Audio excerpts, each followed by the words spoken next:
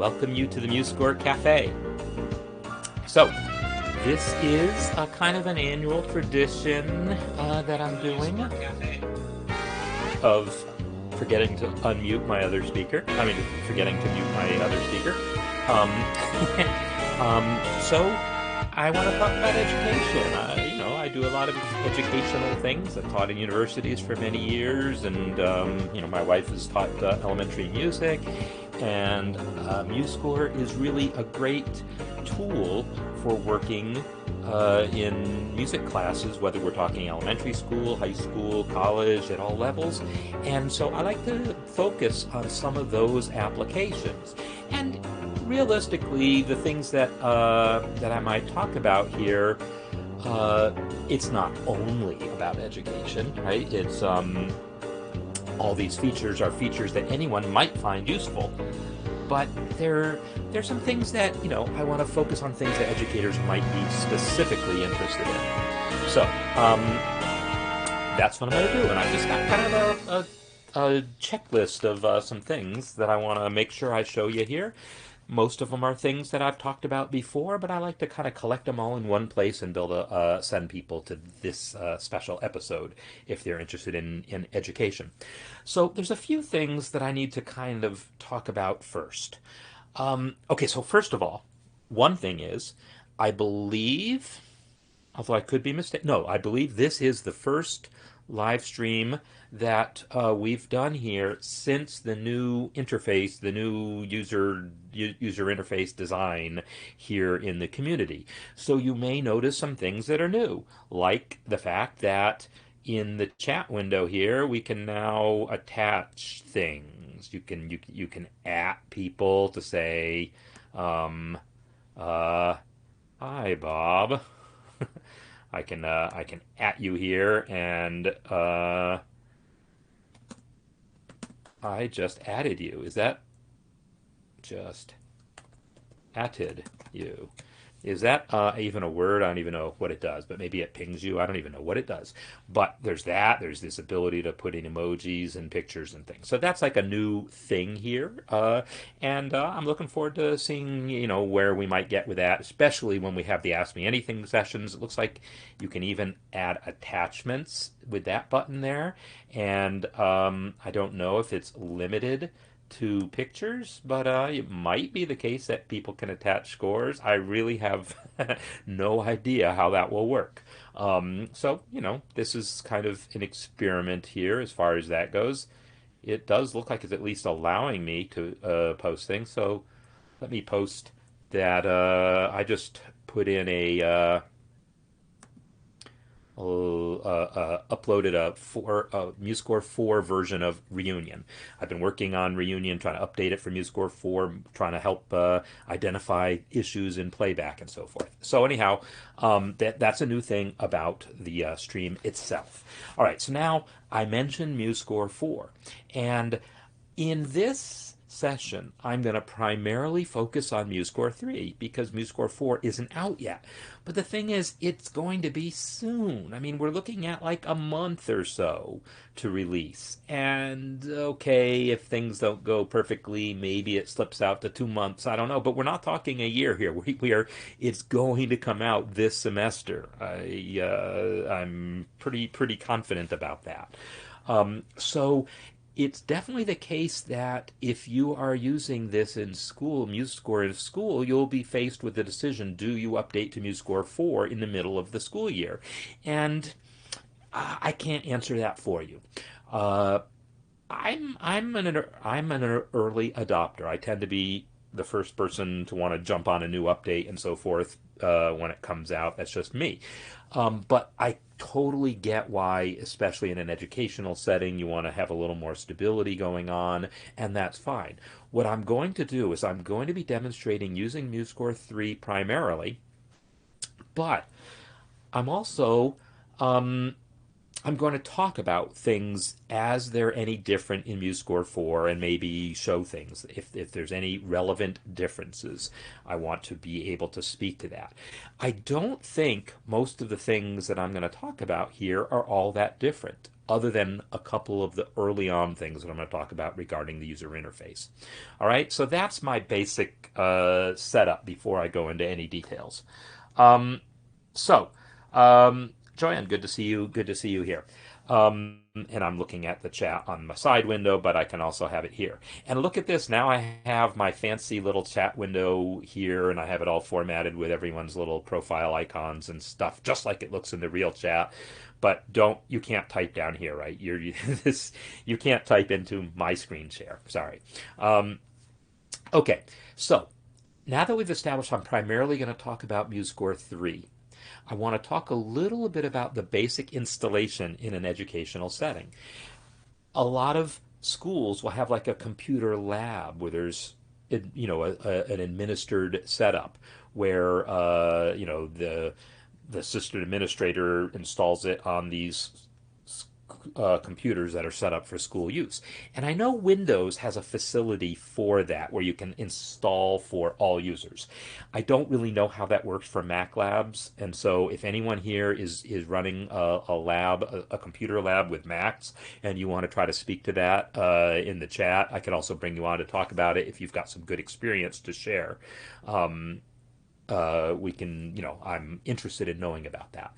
But if it's a Windows setup, you can definitely install MuseScore for all users. And with some work, you really have to have some system administration expertise. You can set everyone up with their own home directories and things, but that's going to depend on how your computer lab is set up, whether everyone has like a shared like network drive that they're all accessing their own accounts on. I mean, so the details of that, I can't necessarily speak for your system, but I can say MuseScore is set up for that.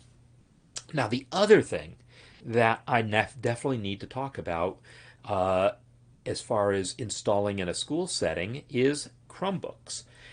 Many of you know that that is what I usually use. I'm on a Chromebook right now. I got 3 Chromebooks sitting here in my studio, as well as a Windows computer, and I mostly use one of two. Well, I use the Chromebooks, all of the Chromebooks for different things. I use the Windows computer occasionally, but I like the Chromebook experience. I really do. And so this is a Chromebook. So if you are using Chromebook and your students are using Chromebooks, then you recognize that this is what the bottom taskbar looks like. And there you can see MuseScore is here. There's MuseScore 3. There's the icon for MuseScore 4. Right? So MuseScore does run on Chromebooks if your Chromebook has Linux enabled. You have to be able to run Linux apps to be able to run MuseScore. And unfortunately, a lot of school districts have really I don't know, very strict policies about things like that. And they might issue Chromebooks to all their students. One-to-one Chromebook is like a thing in a lot of schools where every student gets a Chromebook. But sometimes they are locked down where you can't enable Linux apps. So somehow you would have to convince your administrators to say it's okay to use Linux apps for this music class. Please let us do this. It's really, they're not going to cause any harm, but that's unfortunately something that you will have to talk about with your administrators. So that's some stuff you might want to know. The next thing I want to talk about then is just what the MuseScore interface looks like. And here I am actually going to fire up MuseScore 4 so we can talk about the similarities and we can talk about the differences.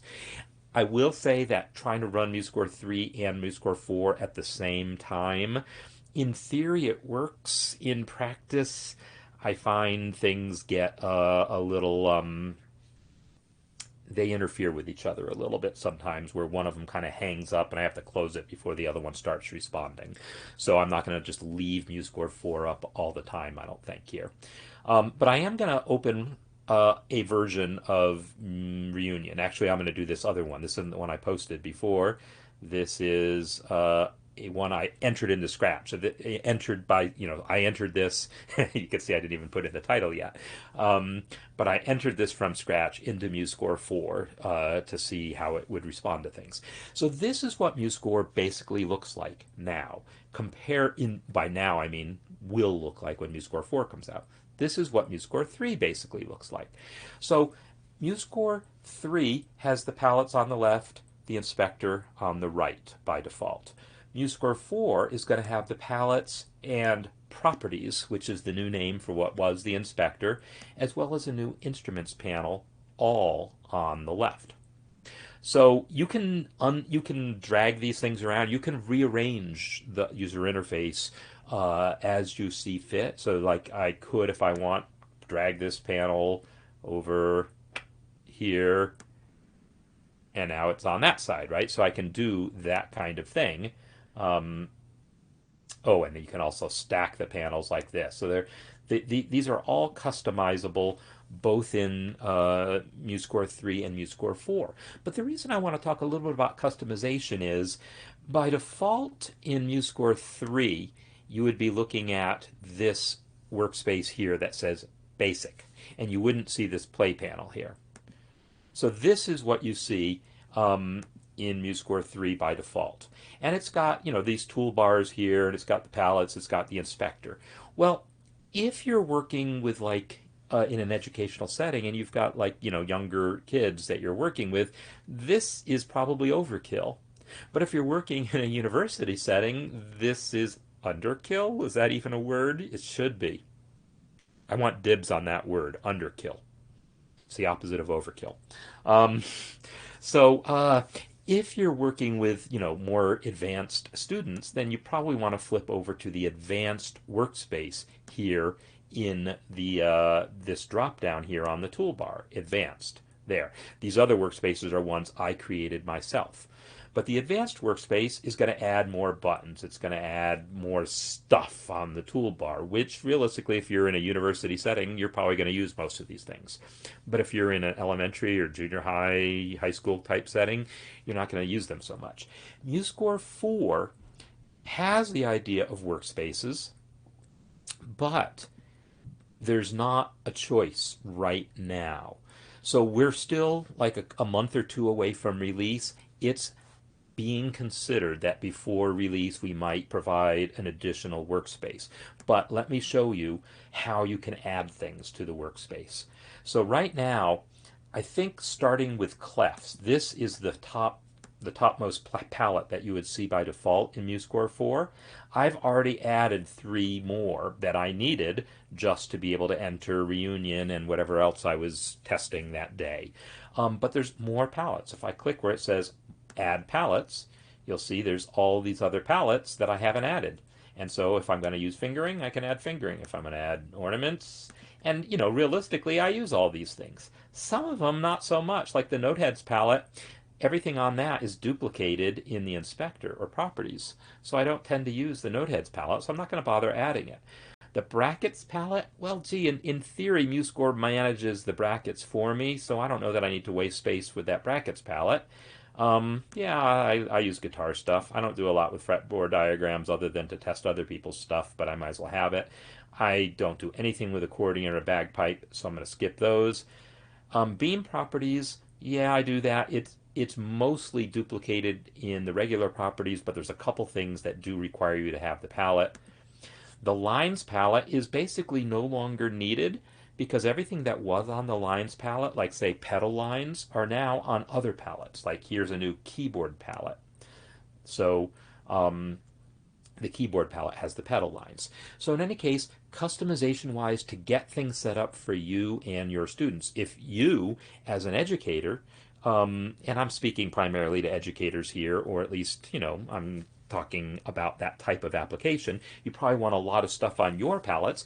But conversely, maybe for the students, they don't need all that stuff, and you actually might remove some things from those palettes, and you can totally do that. You click a palette, and then I think actually I can just press delete, but also the ... menu has a hide palette option that just makes it go away. And then you can add it back from add palettes. MuseScore 3 also lets me do that. If I select a palette, I can also ... hide it, right? So it also has the add palettes button. So this sort of customization to make the interface more student friendly in some way, whether that means reducing the complexity of it for younger students or adding things to it to make it more capable for more advanced students. Just know that those customizations are there. In MuseScore 3, this toolbar, this advanced toolbar, is pretty complete.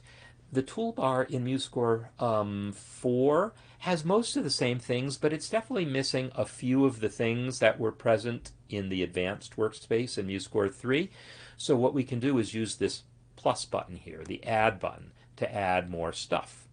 Oh, actually, no, I take it back. I take it back. I was trying to remember the difference between plus and gear, and now I remember. The plus button is not to customize the toolbar. It's to add other things to your score. This is where you would add frames. This is where you would add text to your score. It's basically a duplication of the add menu. In fact, I think it's identical to the add menu. I never even noticed that before. But there it is. It's the gear icon that lets you customize which of these things. Like, I don't use 64th notes. Let me just hide them because I'm not going to use them. I don't use longas. I do use brevs or double whole notes. So, oh, I want to show the double whole note but hide the longa. That's what I want. I don't use double, triple, or quadruple dots. Anything else I want to... Oh, I use cross-staff beaming. Let me show that. Right? I do use voice 3 and voice 4, so I'm going to enable those here. So this process here, that gear icon, is how you customize the toolbar. And in MuseScore 3, it would be View, Toolbars, Customize. And it's going to give you a lot of the same controls. You have to kind of play around.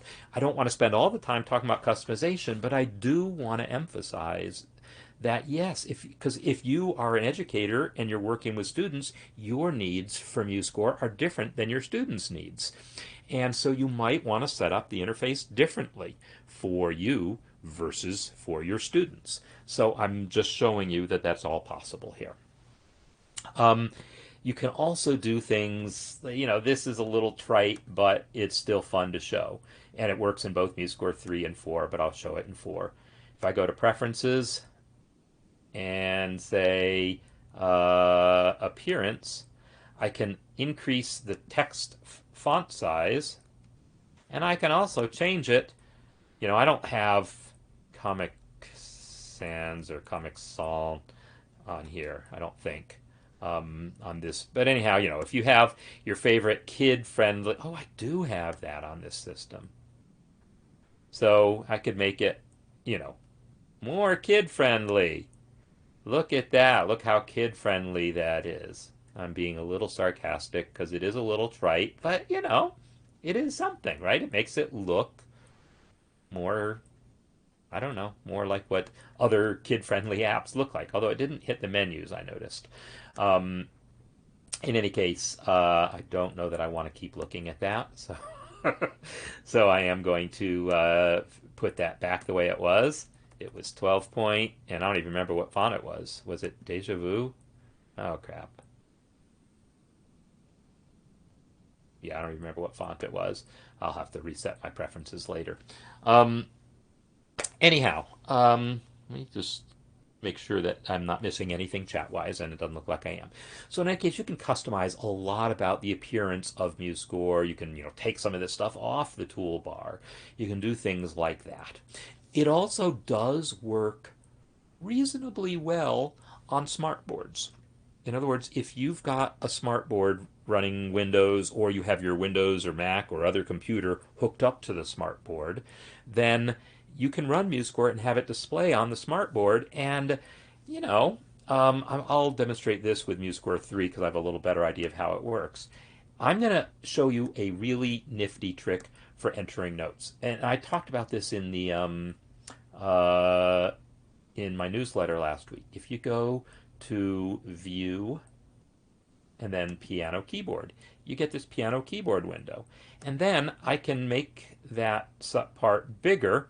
It didn't make the actual keyboard bigger, but Control plus the scroll wheel will do that. And so now, it actually makes everything bigger while it's at it, which is not really what I'm after. So let me make it a more palatable size to me. Okay. I like the piano keyboard. I don't use it much for anything else, But when I am using MuseScore on a smartboard, which I've done, if I've done a demonstration at an elementary school or any school using smartboards, check this out. So you can't, you can see my finger here, and I'm going to promise you that I am just using the touchscreen on my computer. I'm going to go to Node Input Mode, and right now that button is a little too small. So I'll tell you what, I'm going to switch to this Cafe workspace that I've created so I can make all the changes I want and then just reset them. But I'm going to go to Edit, Preferences, and I am going to make things bigger here. I'm going to make the icons bigger. 36 and 36 for height. We're not seeing the change right away, but we will soon enough. And I'll make the font size bigger and hit OK. And the palettes redrew a little funny. If I restart MuseScore, it'll look better. But now it's easier for me to press that button. On a big smartboard, I wouldn't have had to do that. But on my computer, that's going to help. So I'm going to go to Node Input Mode by touching the screen. And now I will say I want to enter some quarter notes. And it's going to be... and then a half note. Yeah, and then quarter note. And then a half note. And so forth. I can go further than this. It's kind of a drag for me to have to move my finger back and forth between the palette, between the note toolbar and the piano keyboard window. I can actually drag. It's a little hard for me to do that with the with my finger, so I am going to use the mouse. I can actually remove the note input palette from the main toolbar and place it. I'm not sure exactly where my options are for it. I don't really want it on the side. I just want it to float here, but it looks like it's going to try to move it for me. Can I float it? Oh, can I put it down there? Huh, I didn't even know that. But now, I don't have to go as far. Obviously, I did something wrong. But anyhow, that's... You can rearrange this to make it more smartboard friendly like that. And now you can do all your entry touching the smartboard or using your stylus or whatever you like to touch your smartboard with. So that's another thing that's like, it's pretty educator specific, but it's not just educators, because every once in a while people ask about, not every once in a while, very often people ask, is there an iPad version of MuseScore? And the answer is no, we don't have an iPad version. It would be an enormous effort. I'm not saying it's never going to happen. It won't be me doing it, but maybe someday someone will be able to translate it to iPad or Android tablet. But it would be an enormous undertaking. But there are other tablets out there, like this guy right here is my Chrome. As I said, I've got 3 Chromebooks. This is one of them here, and I didn't mean to do what I just did, but in any case, it's a tablet, right? It's a tablet that has a detachable keyboard and a detachable stand. And I also have my Windows computer is a Surface Pro. It also has a detachable keyboard. So I can use MuseScore as a tablet.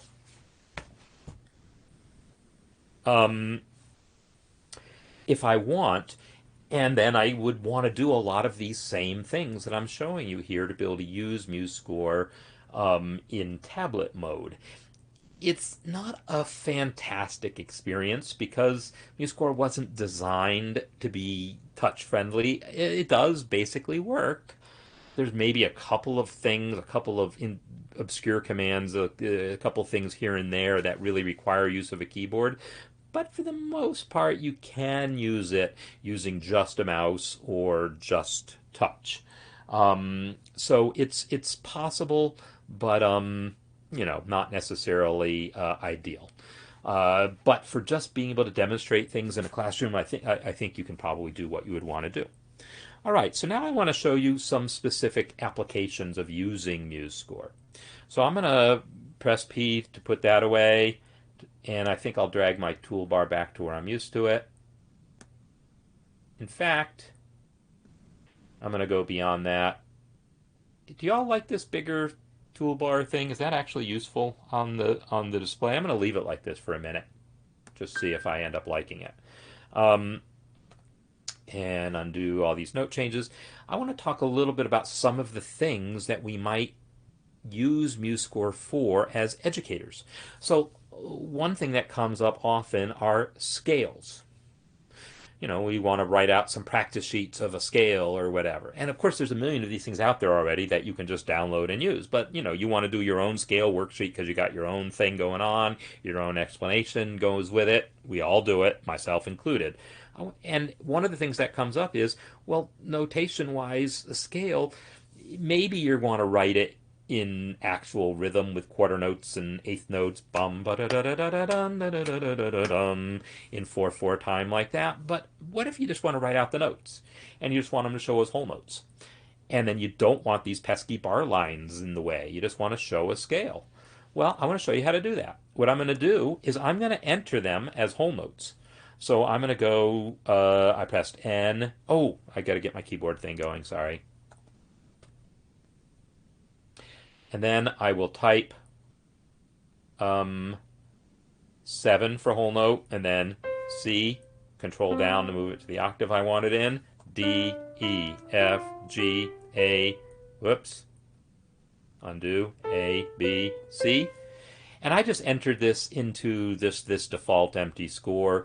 I wouldn't actually recommend that. In fact, I'm not going to do that. I'm going to create a new score. So Control N, and I will create a new score, and I will just use the treble clef template, which is basically the same thing but without the line breaks in there already. So now I'm going to enter those same notes. 7, C down, D, E, F, G, A, B, C. And now, what if I want all of this basically to be on one line? I'm going to hit enter. I'm going to select that and hit enter. And now you can see that's all one line. But I don't want those bar lines. So I'm going to select all of those measures, and I'm going to go to Tools, and then what am I looking for? I forgot what I'm looking for. Oh, sorry. Tools, Measure, Join Selected Measures. And I've defined a custom shortcut for that because I tend to use it a lot. Would it be complicated to introduce a guitar fretboard input? So actually, let me do something here. I want to bring my chat window back so I can be seeing the chat while I do things a little more. So MuseScore does have, and I'm going to close the inspector, I'm going to close the palettes for now. Control slash is a shortcut I defined to be able to make the score the width of the page. It just basically goes page width here. So there is already fretboard diagrams in MuseScore, right? You can go to the palettes that I just closed and say fretboard diagrams, and add a fretboard diagram, and then click the thing, and then you can come over to the inspector that I also just closed and customize the dots that are on it. But that doesn't translate into the node input. But there's Tablature, which is largely the same thing, right? So, ish, right? It's a different appearance for it, but it's the same kind of idea. So you can totally add a Tablature staff to your score and then enter your notes in Tablature. And then if you do it as a linked staff, it will automatically show up on the standard staff. So actually, let me do that. I'm gonna I'll just create a new score, and I'm gonna go under solo here, say guitar plus tablature, and now I can come over here and enter notes onto here. Fret 3, fret 5, and then over here, fret 2, right? And it's automatically adding the notes here. Now, this isn't the same as actual fretboard, but there's a plugin for fretboard that you can download. And the fretboard plugin then will allow me to do similar kinds of things.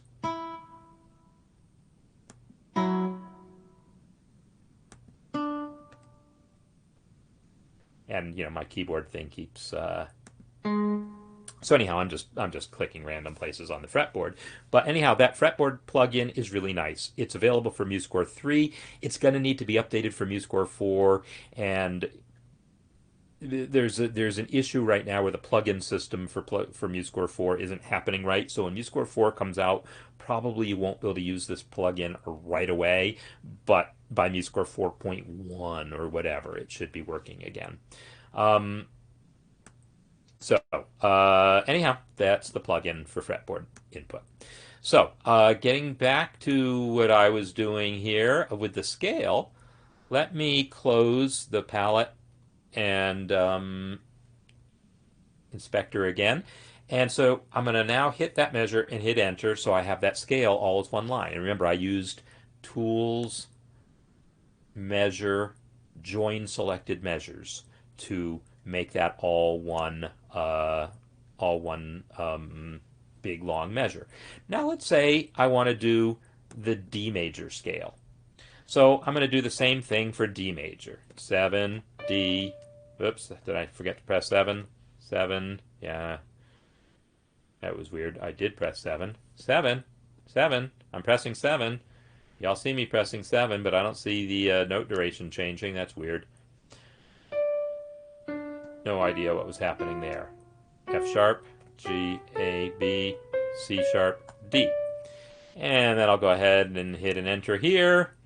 And there's a couple things that I now notice. Let me also join these things. So I'll select those measures and say measure, join selected measures. Oh yeah, when I join them, I lose my line break. So I should join, then add the line break. Well, there's a couple things that I'm seeing here. One is, there was a time signature at the beginning of this one I really didn't need. Let me press V to make it invisible. But also, notice that this first system is indented and the second system is not. That's because MuseScore by default indents the first system because normal music does that. But if you're just producing a worksheet for scales, then you don't want that, right? You don't want this first scale to look different than the others. You also don't want the measure number to say 2. In fact, you probably don't want measure numbers at all. Or maybe you do if you've got 8 measures or 16 measures per example. You want those measures numbered, but you want the measure numbering to restart.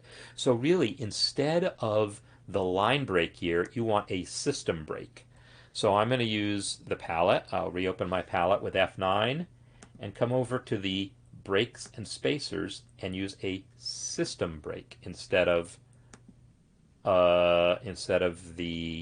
use this section break instead of a system break. The section break, you can see, has eliminated the measure number, not by eliminating all measure numbers, but by saying it doesn't belong there at the beginning.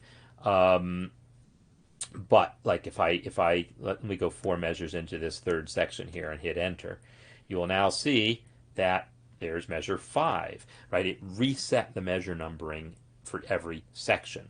So if you're producing any sort of worksheet like this, where like a bunch of different scales, a bunch of different exercises or whatever, use section breaks between them, it will reset the measure numbering.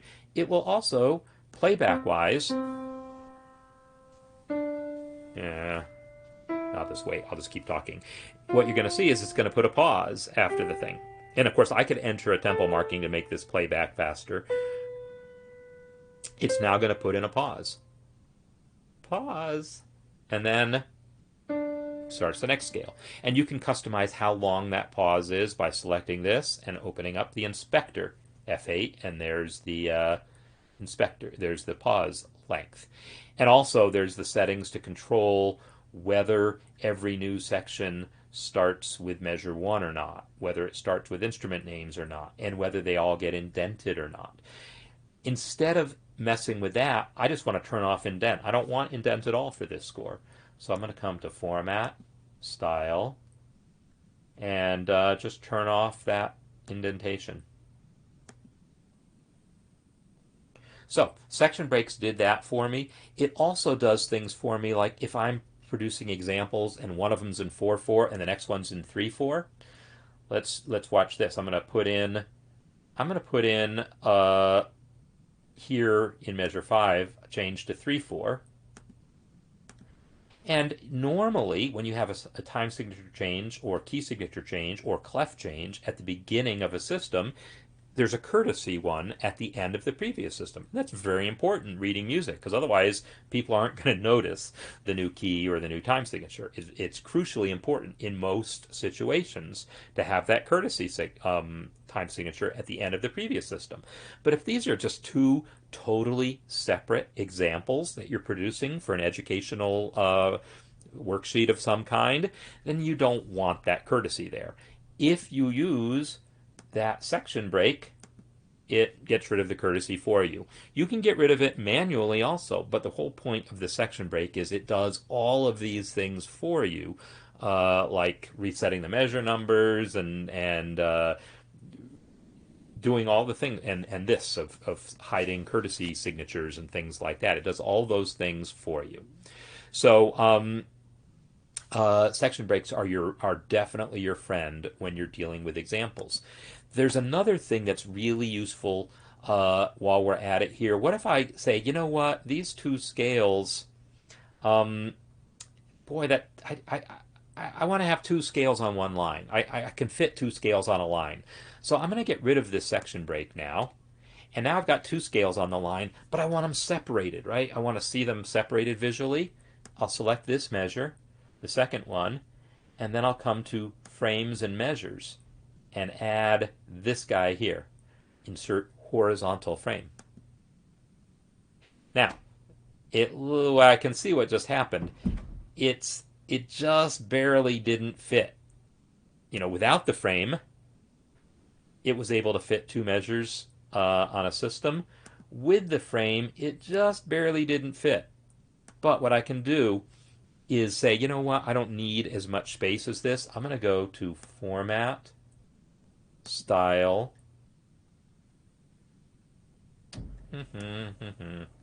Measure, and I'm going to reduce the spacing of this score. Since I'm going to be adding all my own breaks and things anyhow, I can just tell it to default to really tight spacing, and then I can adjust from there.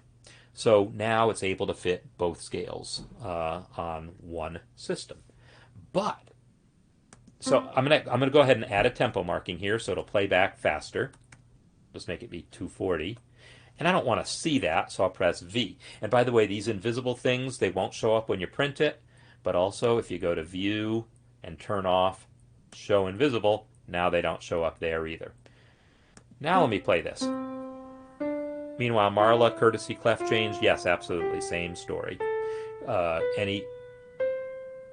So it started the next scale right away, right? So section breaks will suppress all courtesy clefs, key signatures, and time signatures. It basically does everything you would need to do between movements or between songs. If you're combining multiple songs or multiple movements into one score, section break is what you do.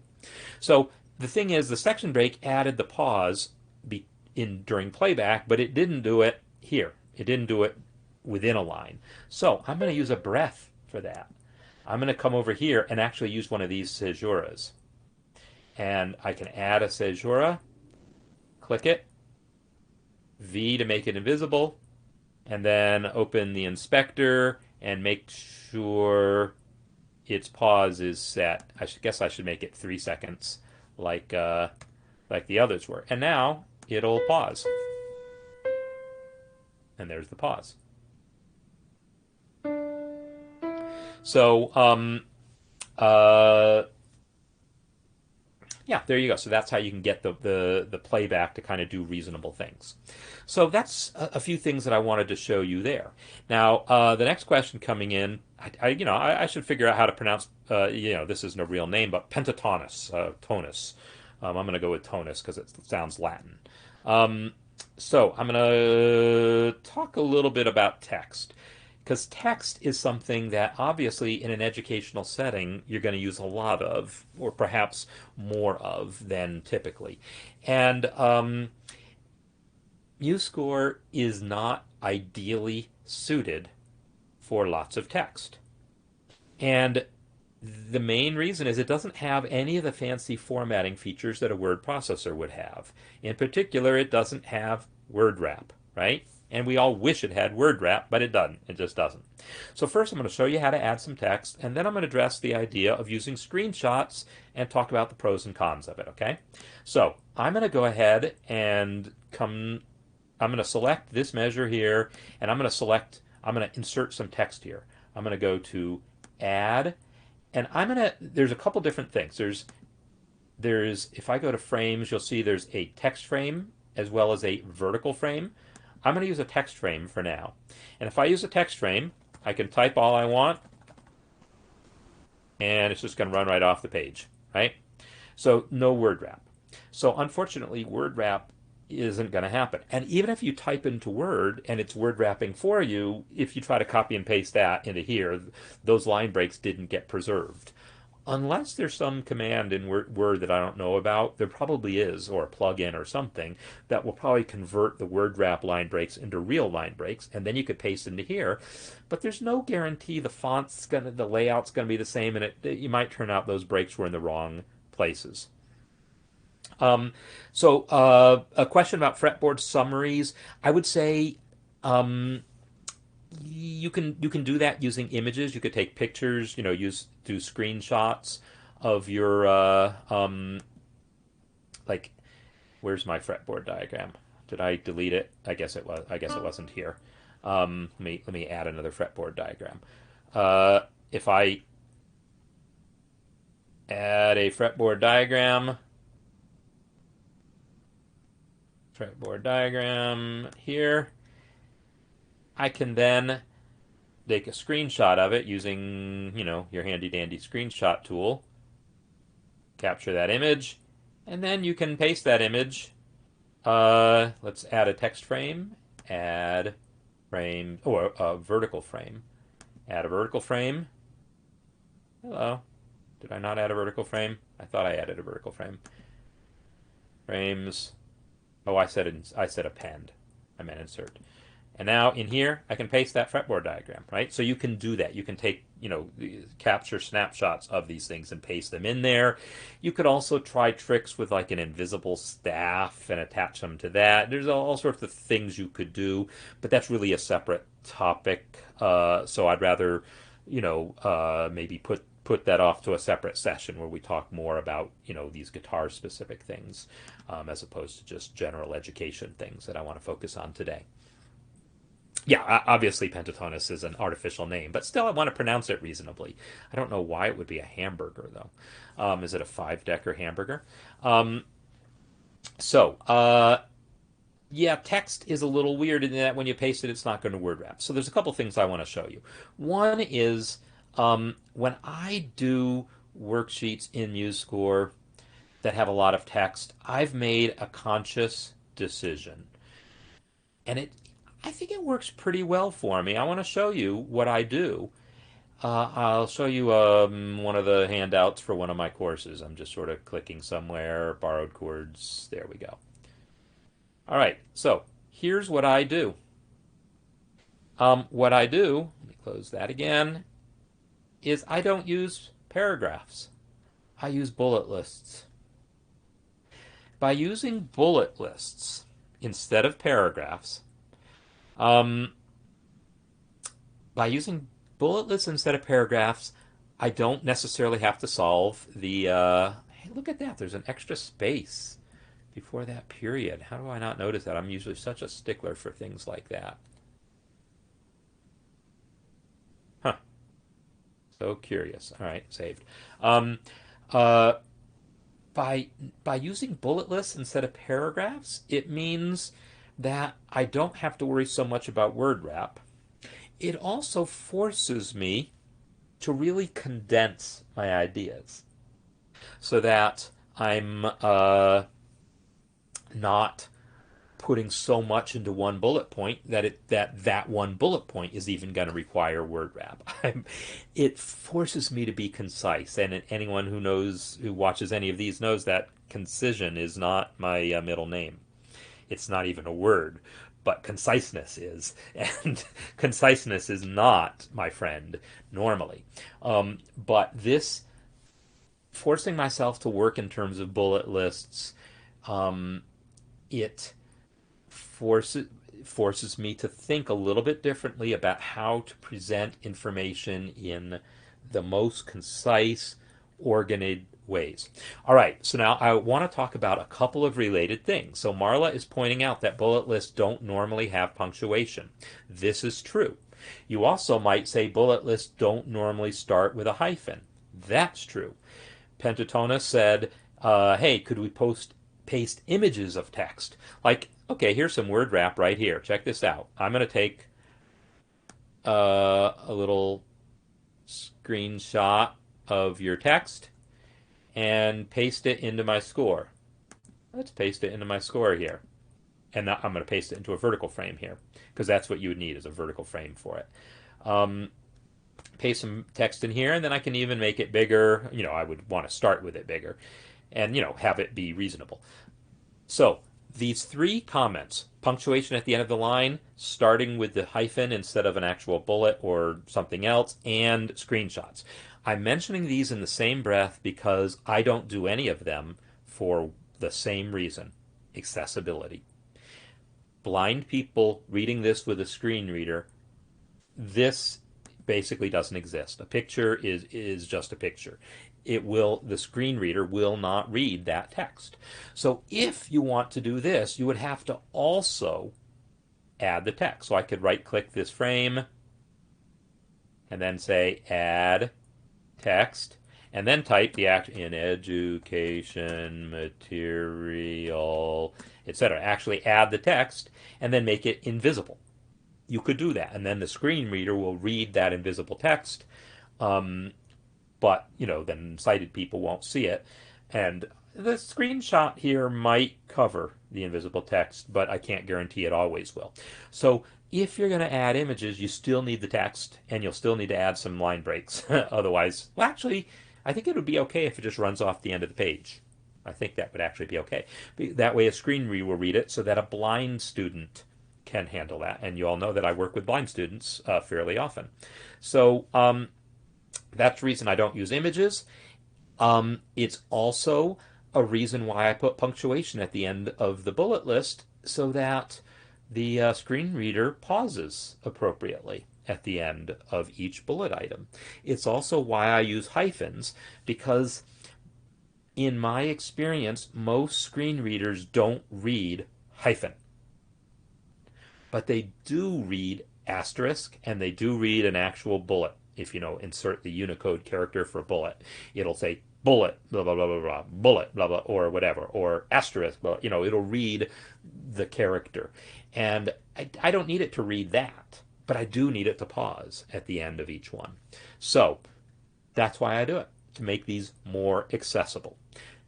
Is that going to apply to everyone all the time? No, but it's something to think about. Definitely something to think about. So if you know your worksheet is never going to be used by a blind student, by all means skip the punctuation, do your bullet list using real bullet symbols instead of hyphens, use images, you know, use all these tricks if you know you're only going to ever use it with sighted students. But if there's any possibility a blind student's ever going to want to use this thing, why not just set it up in the first place in a way that works? So that is what I've done here. That is part of why I've made some of the decisions that I've made here. It's also why I like the section breaks, also the pauses there. When a blind student plays it, it'll pause there, and then they know they need to then go back and read the text. And there's all sorts of little things I've learned along the way. Look at this. I'm missing a period at the end of this sentence. My gosh, who proofread this thing? All right, just fixed 2 bugs in that one handout. Is there any others of those? All right. The resulting tone is then the sharp 5, comma, no, period. All right. Man, 3 typos in this one. Yeah, I usually do have these things proofread a little better because I get feedback from students going through them. All right, so this lets me talk about the last couple things, or 2 of the last couple things that I wanted to talk about. There's several other things I want to talk about. A couple of them are real quick. One of them is, well, what if you just want empty space for students to write in their own things? Like, what if you wanted them to write in their own scales? Well, let's just put in a break after just 2 measures, and select those measures. Well, I can just select them as a range and press V. That makes the rests in them invisible. Um, if their sentences capitalize first word, I don't have a good reason for not doing that, to be honest. Habit. I'm not used to doing that when I'm writing bullet lists. And actually, you know, I want to say that there was an actual reason why I didn't. And now I can't remember what it was. But I kind of want to say that there was an actual reason not to, having to do with the whole accessibility and screen reader business. But I could also be lying. I could totally be lying. But you're right. It's a little weird that it's not a sentence. It doesn't start capital but ends in a period. It's a little weird. Whatever. These are my handouts. You do you. But yeah, I don't think there's any harm in capitalizing it. I think that was just me thinking it seemed weird. I just don't remember, to be honest. But anyhow, what I just showed here was selecting those rests and pressing V to make them invisible. Remember, normally invisible things are just grayed out on screen, but they don't print. And I had turned off View Show Invisible, so they were invisible. So when you're creating educational worksheets, you probably want some empty measures for people to enter stuff in. You could also just take bar lines and make those invisible too, right? So you can give people empty space to type stuff. Not to type stuff, to write in, like by hand. Going with that, probably if people are going to write in by hand, you don't want this small. Also, if you're working with children, you don't want anything that small. So, not because it's so small they can like choke on it, but just because, kid-friendly stuff is made bigger. So we're going to go to Format, Style, oops, not Format Style, sorry, Format, Page Settings, and I'm going to crank up the staff size. In the Format Page Settings dialog, you'll see the staff space, the space between staff lines, is normally 1.75 millimeters. That translates, multiply that by 4, because 4 spaces per staff. That translates to a 7 millimeter staff size, which is a fairly standard print size, but it's not big enough to try to write in. You probably want somewhere in the 8 to 10 millimeters. So if I want it to be 10 millimeters, then this is basically 2.5. So I want to make this be, it's really awkward typing it. Well, it's even more awkward if it's awkward to type into this box, I will say. But it's also being real slow right now for some reason. I did type the 2. All right. So now I have something bigger to work with. So that's something if you're working with children, or if you're doing something for people to write in, you probably want those staves bigger. So that will make the staves bigger. All right. The other thing is, what if you're working with kids that you want to put note names right inside those note heads? Well, we have a thing for that. There's a couple different ways of doing it, but I'll show you this one. I will open the inspector and I selected that measure, but now I'll come here where it says notes, and now only the notes are selected. Technically, when I selected the range, the whole measure, it also included the bar line. It included other stuff other than just the notes.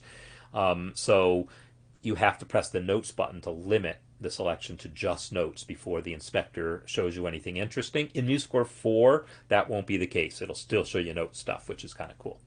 Anyhow, I can now come in here and see where it says head scheme, pitch names. And now I got pitch names inside my notes. And Marla is absolutely right. Visually impaired people also, if you're not blind but are visually impaired in some way, then large print is definitely a thing. So that would be a reason to make handouts larger, or at least, knowing that you can produce easily larger versions of it just by cranking up the size. Now, any of this fine-tuning you've done, like if I make this any bigger, it's not going to still fit both those scales on one line. So realistically, if you want to produce a large print edition, you're going to have to word wrap and music wrap your lines in different places also. And all that kind of formatting you'll have to do separately. But anyhow, those are note names in there.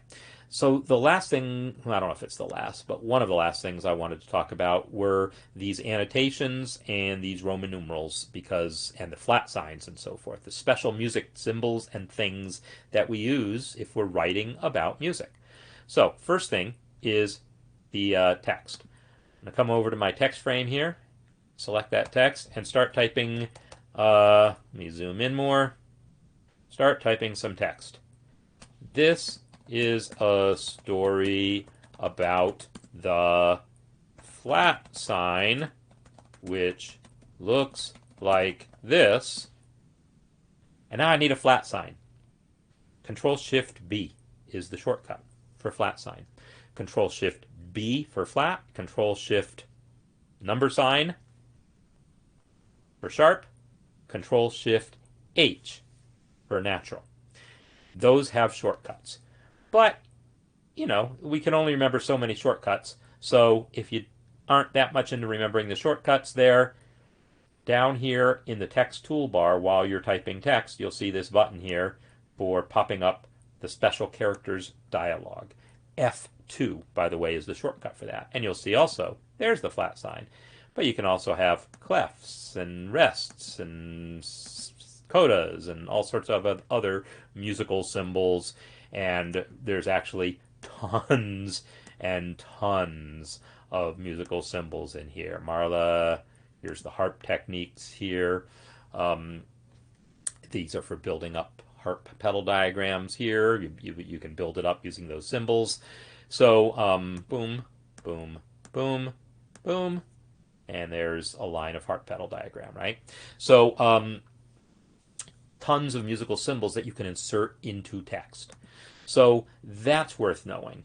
The other thing that I showed was those annotations. And the way I did that was you type some staff text. And this I showed in the newsletter, but I'll just show it in real life here.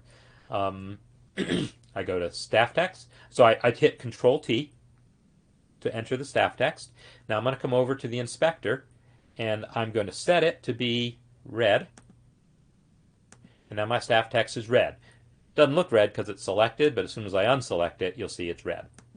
Now I'll come back over here, and now where it says frame, I'm going to say rectangular.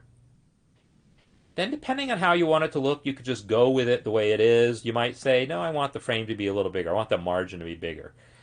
And crank it up, and now you got text in a box.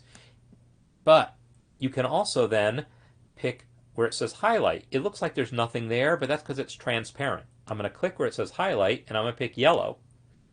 But if I just hit OK now, you're not going to see anything because it's still transparent. While you're still in that box, you got to change the alpha channel. 0 is the minimum value. That means totally transparent. 255 is the maximum value. That means totally opaque. I'll pick a number halfway in between, 128. And now I got kind of translucent yellow. And now you can see it's translucent, right? It's just like a yellow highlighter. You can see it's translucent because it's overlapping that clef there. Now you can decide, do you want to show that border, or maybe make the border thickness 0, and so it's just a yellow highlight with some red text in it. Or maybe you like the border, but you want it rounded, whatever. You can customize that how you want. But you can see I use that quite a bit here. I used a version of it with red text and borderless yellow highlight. And I actually made my yellow text, it looks like I made it totally opaque, right? Because it's covering the staff lines there. So I did that because I wanted it to be able to be read even when it's sitting on the staff. Although apparently in playing with this, I let the staff, this stem, show through it, which is good because I want that. I want to still be able to tell that's a quarter note. And it's this stacking order business here that lets you play with which item obscures which. So you can play with that number. In MuseScore 4, there's just going to be a button that says send to back, like the way other drawing programs work. Send forwards, send backwards, send all the way to the back, send all the way to the front. So it'll be a little easier to manipulate which items overlap which other items. So that's how you create that kind of text. And then in the in newsletter, I also mentioned that if you then go to your palette here, you can go to your text palette and just Control-Shift-Drag that thing over there. And now it's all ready for you to enter more. Click a node or a rest, click the thing, and you got yourself some yellow highlighted text. That easy. And now you can double click it and type what you want. So getting that yellow highlighted text, or whatever special kind of text you want for your particular worksheet or whatever, is actually quite easy when you know how. It takes a minute to set up the first one, and then 2 seconds to add as many as you want, from then on. Not just for this score. It's in your palette, so that's there permanently now. And then the last, I keep saying the last thing, but I wanted to talk about Roman numeral analysis because it is, at least for, once you hit, say AP music theory or college music theory, you might want to go to add text Roman numeral analysis. And now you can type 1, 6, 4, and boom, you get that nice little stacking just like that happens. Now, if you are British and you want 1B,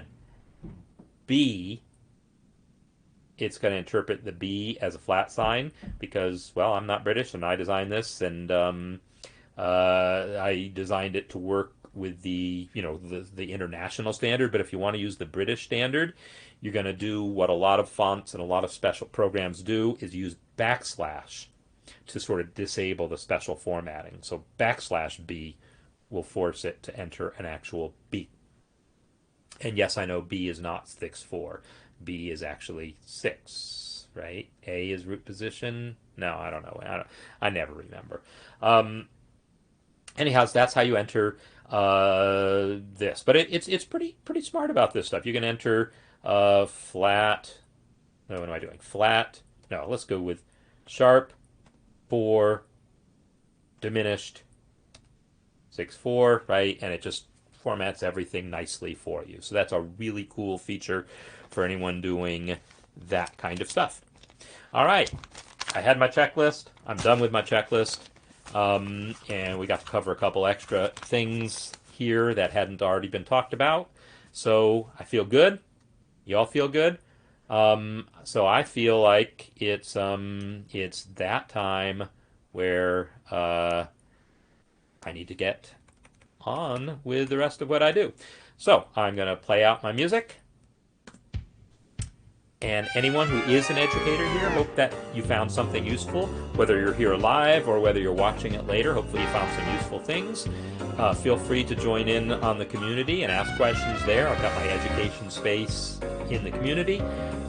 Speaking of education, the Music Masterclass is on Thursdays, so tomorrow I will be talking about music, right? And we'll be giving feedback to people on their music, and I'll be talking about whatever interests me, whatever I feel like talking about musically. This was, again, our first time doing the masterclass in this new setup, but there's nothing, really new that we did here, other than that it's a slightly different format of looking things. When we do the Music Masterclass, the ability to actually post things, and when I do the Ask Me Anything session, the ability to attach things to messages, that'll be kind of cool. But there's more changes afoot, more new features that are coming along. I can't take credit for most of the new features in the community. It's Circle, the platform that this is on, that's doing this. All I have to do is enable it, test it, customize it a little bit here and there. But I did a ton of customization for accessibility, and it seems to have worked well. So anyhow, I will see you next time, and until then, enjoy making music.